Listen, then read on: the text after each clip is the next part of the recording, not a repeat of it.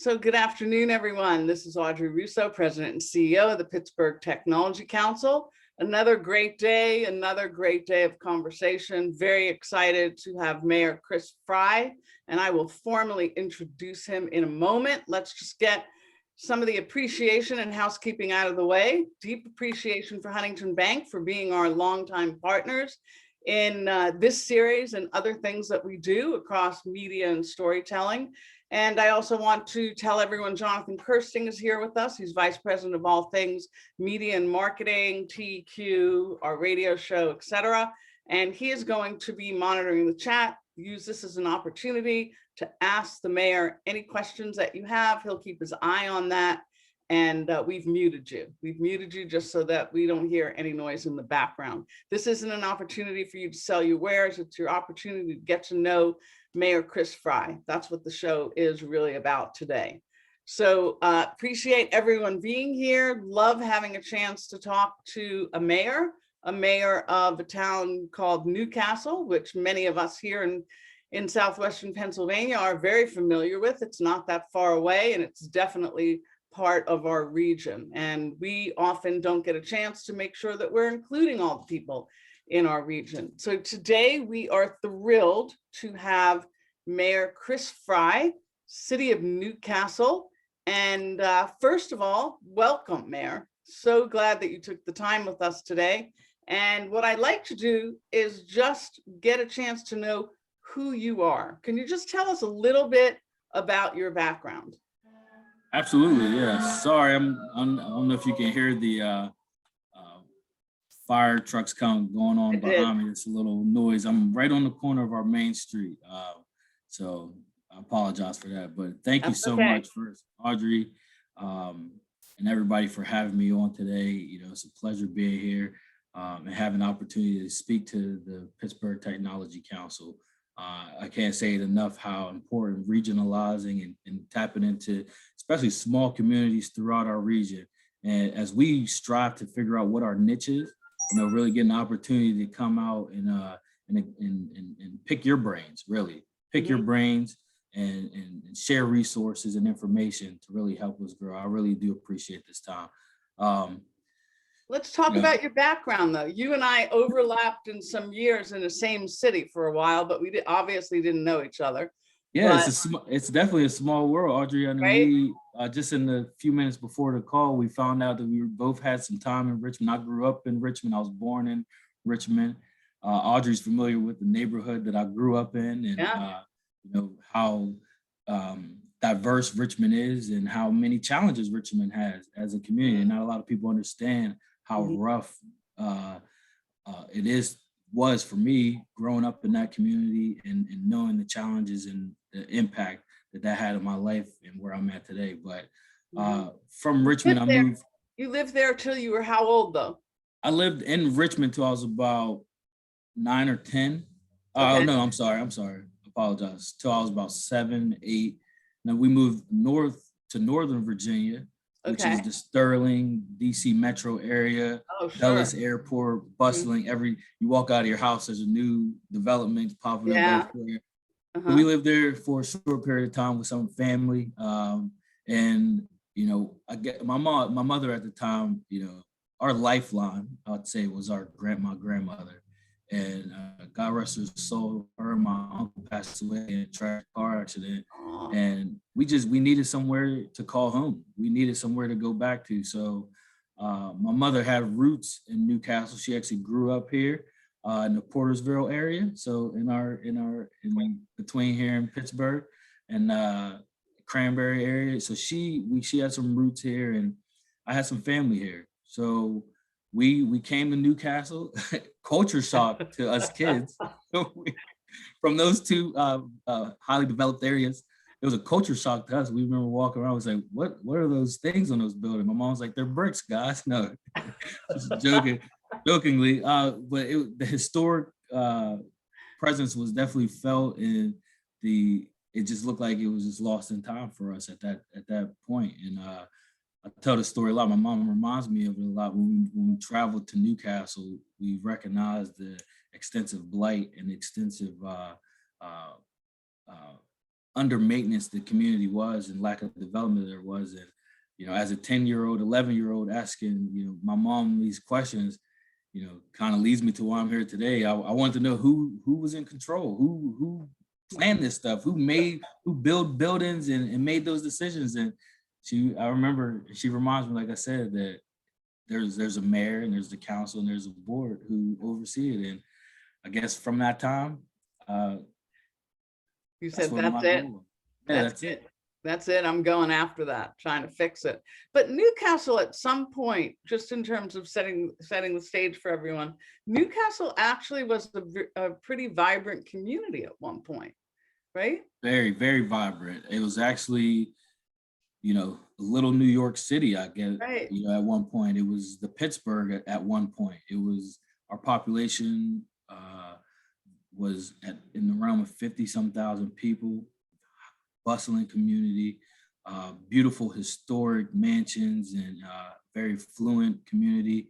The 10 industry is what started all that. And just like a lot of Rust Belt communities, that loss of industry and that exodus started the first exodus in our community, where a lot of folks left and went to, bring their talents and their skills to other, following the other communities and other industries that were out there. So we were kind of left behind, and the remnants is still here. It's present. You see a lot of warehouse facilities, vacant lots, old historic buildings that lay vacant now and are dilapidated, roofs falling in. And my goal, is really to make that connection and try to get these once beautiful and still have the shell that's beautiful, get them back to use. So how many people live in Newcastle right now? And how many miles is it from downtown Pittsburgh? We're 55 miles from Pittsburgh. Okay. So not too far. I actually travel there and do some stuff down there. I have 3 kids, so they keep me moving for sports. But right now there's in the last census, 21,000 people are here in Newcastle. Okay. Yeah. Okay. So someone wrote in there, is the Harmony line ended in Newcastle? Is that true? Sorry? Harmony line, the Harmony line ends in Newcastle. I just picked it up as it flashed. Is that true? I'm not familiar with the Harmony. Oh, okay. Okay. So here you are, the community is less than 1/2, right? It's less than 1/2. And is the community growing at all? We haven't seen much growth. It's been on a steady decline. It's been on a steady decline for decades. Stabilized, I'd say, for the most part in terms of where we are. But a lot of rural communities are feeling that impact. Lawrence County in itself is on the decline as well. So our goal is to sustain what we have and then also attract new. And how do we do that is the question. And what do we need to have infrastructurally and is technology, and what do we have to do to attract folks back to our community? Housing, roads, fix the blight, things of that nature. So yeah, we haven't seen much of an increase in population in a long time. So just real quick though, you have sort of made your mark as being the youngest mayor. Is it the youngest mayor? African American and Republican? Is there a trifecta going on there? There's a duo. There's the youngest mayor from the records that I have, the first African American mayor.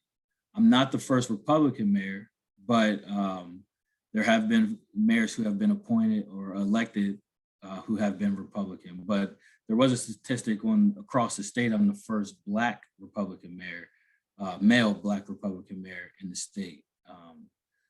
And you've been mayor for how long? This is a year and 4 months. Oh, good. Okay, awesome. So let's talk a little bit about what people should know about Newcastle and what the opportunities are and the things that you're working on. Because you were sworn in right before the pandemic, so you had the convergence of a lot of probably really interesting times. Yeah, well, we hit the ground running in 2020. You know, the excitement was there, the momentum was there. And for those first, 3 months, the goal was to get out there and do as much as we can to promote the assets of our community. How Newcastle's a home. Newcastle became home for me. I was ready to share my story. 20 some years ago, Newcastle became home, literally became home to my family. We all still live here. I have 3 sisters and my mother. We all still live in town. And the opportunities have presented themselves to go, but we have chosen to stay. So I was really ready to go out there and share how Newcastle is truly a hometown. It's a town you can raise your kids. It's a town that you can retire in. It's a town that you can start in. It's a beautiful community. The natural assets and the environment is right. It's small, it's quaint, and it has potential. We're both, a few of us on this call are social workers, right, originally, which is another awesome, small world, awesome thing that we know. You look at certain situations as a blank slate, and that there's opportunity and possibilities that you can build into it. You can build and give folks that hope to believe in. And that's where, 2020 started out as, and we really were pushing, locally, statewide, nationally. I didn't get much international, maybe Canada a little bit, but international. We were trying to hit all levels, grassroots, all levels, just to share that story and work as hard as we can. And abruptly, it changed courses. It definitely changed courses on us. And there's the pros and the cons of that. There's the good and the bad. And I know we'll get to COVID here soon. Yeah, I want to talk, we can jump into COVID. Talk about what happened during COVID. I mean, obviously that's been most of your tenure. So what have been the big priorities and some of the surprises? So we had to put a lot of those plans to promote economic development, share our stories, and show others how Newcastle is a hometown, and open up our doors for invitations to come here and give tours. I was a tour guide at Gannett University, so I love giving tours. Actually, side note, I customized my shoes. I lived it. It became me, walking 10 miles a day. So I wanted to do the same and go nice. Invite people to Newcastle to really be a part of who we are here. So that we had to put a lot of that on a shelf to promote our town. And what it did is we went into survival mode. I don't want to say COVID had any good pieces about it, because sadly the amount of people we lost in our nation was very, very devastating to a lot of our families. And I had some close friends and relatives who passed away. But as mayor and as mayor, what it really did is it allowed me to connect on some different platforms that I was hoping to gain: relationship building, connecting with the local community, finding out what the needs are, and really take those steps, be a lot more intentional with that first, then going out and trying to solve our issues, our economic issues, which we'll get to that soon. But we're in Act 47, 3-year exit plan. The odds are stacked against us over these next 3 years, and what we have to do to change the course of our economic future. Those were the things that I really was pushing for. But I appreciate the opportunity to kind of take a step back and reflect, self-examine, and then go out and help identify and then solve the immediate needs of our community. So honestly, I have what I say is the best team. I'm not a selfish guy. At least I don't think I am. My sisters might say differently, but my team, we were able to pull together and do our best to serve the community to the best of our ability, and partner with the county, the state, other representatives, Morgan Boyd, Aaron Bernstein, Senator Casey, to really try to pull resources together to help our community. And I think we accomplished that we accomplished that. But honestly, just like with anything, I don't think we fully realized what the impact of COVID is going to be. You know, the impact is significant. And if the population, the good news is, it sounds like the population is stable, and that's the good news for you. The other opportunity could be, how do you attract businesses and economic development? But let's talk about tech just a little bit. You know, you have an audience here of people who provide tech services and tech solutions. What have you embraced, and what do you think could be most helpful for you as you look to the next year? Pre-COVID, actually my goal was, and mid-COVID, we were promoting and trying to start a Newcastle Tech Council. So I wanted to embrace everybody that was here, currently doing it, the businesses, the individuals. I recognize there's a lot of folks in our county who provide tech services or have tech businesses. So there's news articles, we put out PR and everything, but we weren't able to get it up and running. There was a lot going on with the elections and all that stuff. So we didn't get it up and running. But my goal, again, I'm a social worker by education. Social administration was my concentration and focus.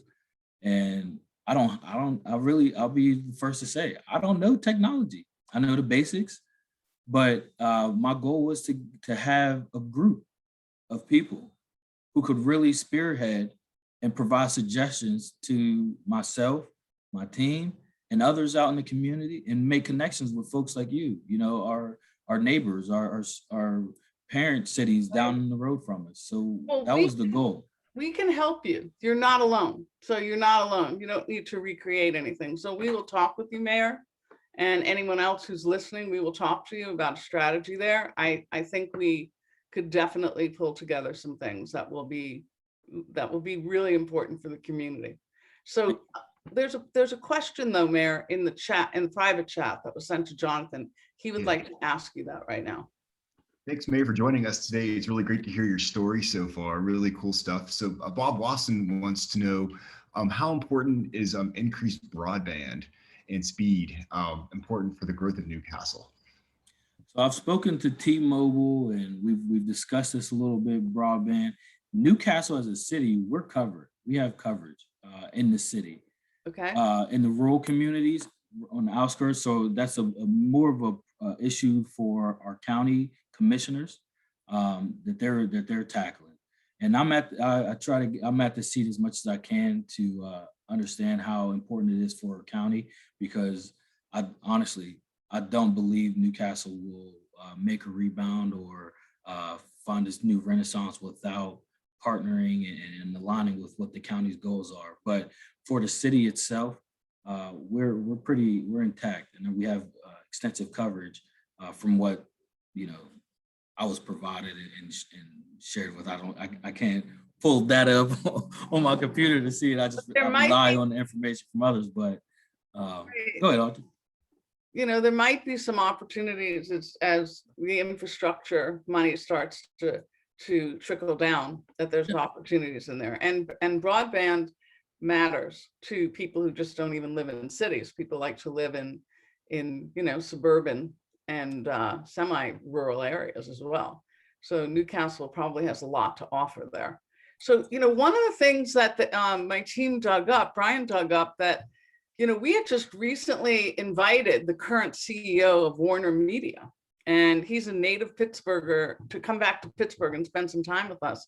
And as Brian drafted the invite, he learned that Newcastle is actually home to some Warner history. What is that Warner history? I actually didn't know that until he dug it up. There's a beautiful Warner Theater on East Washington Street downtown in the Riverplex Commons. It's years ago, before my time. There was a big investment in one of a dilapidated building. And right now it's home to quite a few different companies: Huntington Bank, North American Dental Group.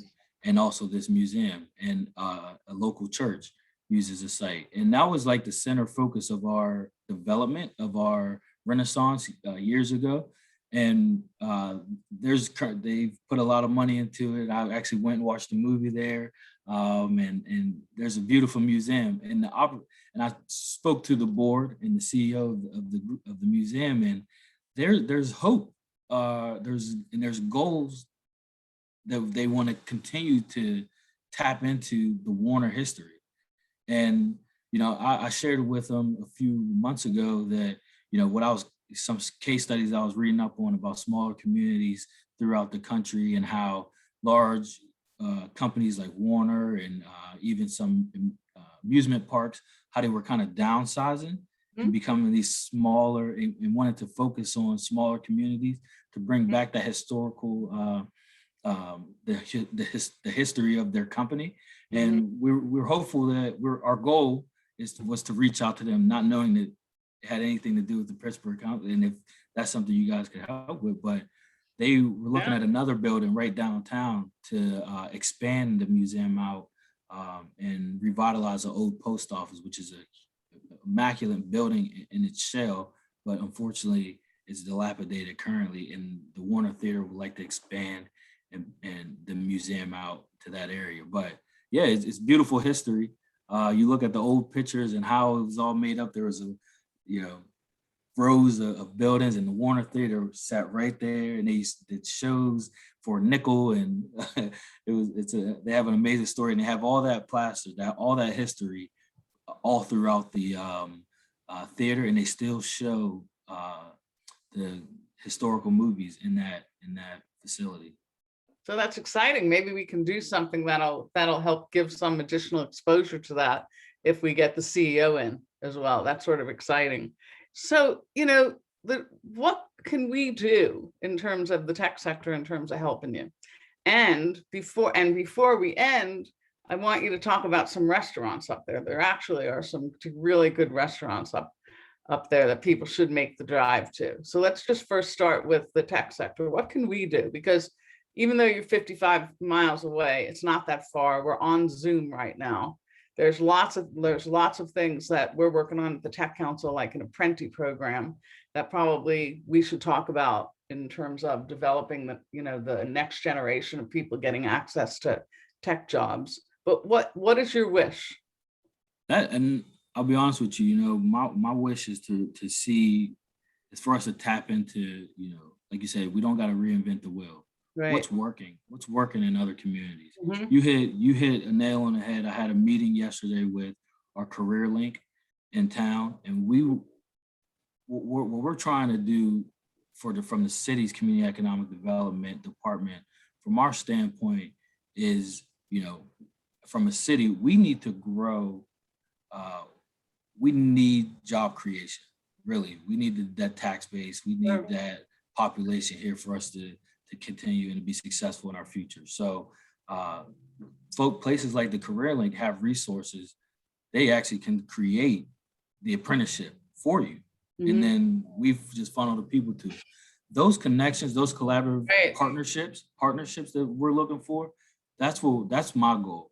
Whether that's with you on that. We can work with you on that for tech jobs. And whether that's with this, the council, or just even individual companies. We were highlighted in the New York Times as a Zoom town. I don't know. I could share that article. You can share it with the council. Oh, really? We were highlighted. There was two of us. One city in Indiana, and then one in Newcastle. I didn't get any calls. I don't think, from what we found out, nobody really did any interviews on it, but they were able to track some data to show that folks were relocating to Newcastle, and Howard Hanna presented it to me, and he took me around and showed me what houses were being purchased, what houses were being renovated, and what was being done to some of our beautiful homes in our town. And the question is why? So this whole Zoom town kick was ages 24 to 45. They were relocating because now they were able to work from home. Right. And what's that mean for technology? Right. There's jobs there, there's opportunities there, but for me, it's what are they, right? Right. Now we didn't do any aggressive marketing to make this happen. This was again one of the, I would say, the good things about, and I say that loosely, about COVID, because people had to pivot and change their lives. But how do I, maybe us as a group, Right. and maybe your contribution to the region, to say, there are opportunities out there. And if you're 55 Newcastle bedroom community to Pittsburgh, you can drive 55 minutes to a big city. You can live in a small city, but you can work from home. What are those jobs, and what are they, and how do you attract that and market that successfully? But it would, any opportunity for us to get into the news, especially on a national level, we'll take it. So, and it aids to changing the perception of our community. So again, I don't want to reinvent the wheel, and I for one don't have all the answers. I don't have all the answers for my community. I don't have all the answers for what our niche is going to be, but I value the opportunity to partner, and I value the opportunity to truly be open and work alongside groups like yours to put our ideas and our goals and our strategy in action. Well, it's great. There's two other questions out here, Jonathan, that are really rapid fire. We're coming up to the end. Absolutely, yeah. So what are the obstacles that you have encountered in reference to informing your community about options in higher education? Options in higher education? I think, from my perspective, and this comes from our conversation yesterday, I just think there's not enough. We all, as a community, have to all get behind higher education. Newcastle really is a town where the saying, it takes a village to raise a kid. We raise our kids collectively as a group.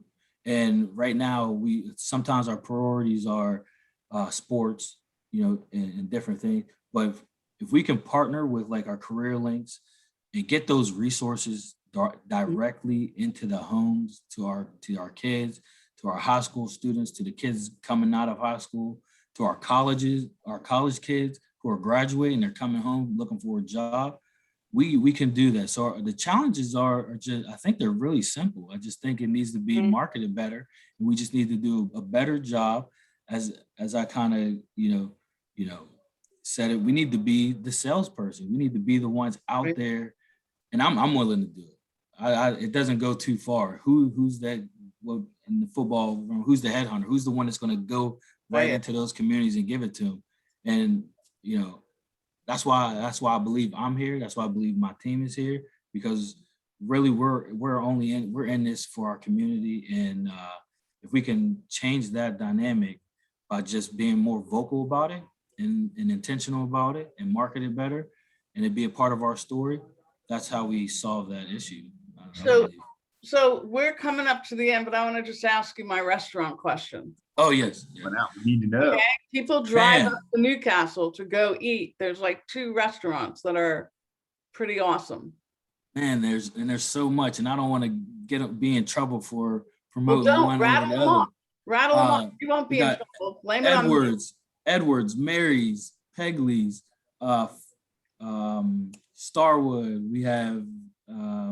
You're not getting in trouble. I'm not getting in trouble. Everybody. You know what a great resource is? Visit Lawrence County. Okay. They have a list of companies and restaurants, burger trails and wineries and things like that. Vente Seis, a local winery, a lot of local coffee shops, the Confluence, are beautiful places to come to and visit. And we're building around all of that. We're building around this entire concept of great places to come to. But visit Lawrence County. Lawrence County is a place you can see that list of restaurants and attractions. Right. Anyone listening, he did not intend to leave you out. I know there's lots of restaurants. Lexi has put up Visit Lawrence County. Rich Hudick says they have an amazing art museum. And Brian put out the New York Times story. So there's a lot going on. It's only 55 miles away. I bet you Jonathan can ride that in an afternoon on his bike, headed up to Newcastle. There's a great bike trail, Jonathan. There's a great bike trail. I'm in. Let's go. So there's lots going on. You are part of our region. I am thrilled that you had joined us today. I'm thrilled that you're trying to levitate all this. I think there's lots of things that we can talk about offline about developing talent and staying connected across the tech ecosystem. My hat's off to you for being there, building a life, and representing the region. And I think that you can probably find out, someone asked a question about what made it so attractive in the past. All that information is probably available on Visit Lawrence County in terms of the history. So I want to thank you for being with us, taking the time. I know that you have a very busy schedule despite the size of your community. There's lots of needs and there's lots of opportunities. So thank you, Mayor Frye. This is not going to be the first of our conversations, and really appreciate you taking the time with us. Thank you all, and I really appreciate this opportunity. I really do. And Thank then you so much. check out Harmony Station was the I last will. one. So I will. Jonathan, what's up? So tomorrow, for Friday, we're ending the week on a really fun, positive note. We're talking to Todd Underwood, a lead engineer at Google, learning all about Google's expansion here in Pittsburgh and some of the projects they're working on. It's a great way to learn more about what they're up to. Thank you, Mayor. Stay Buddy safe. Dan's on the call. Dan Taylor. Thank you so much, everybody. Thank you. Take care, everyone. Stay safe.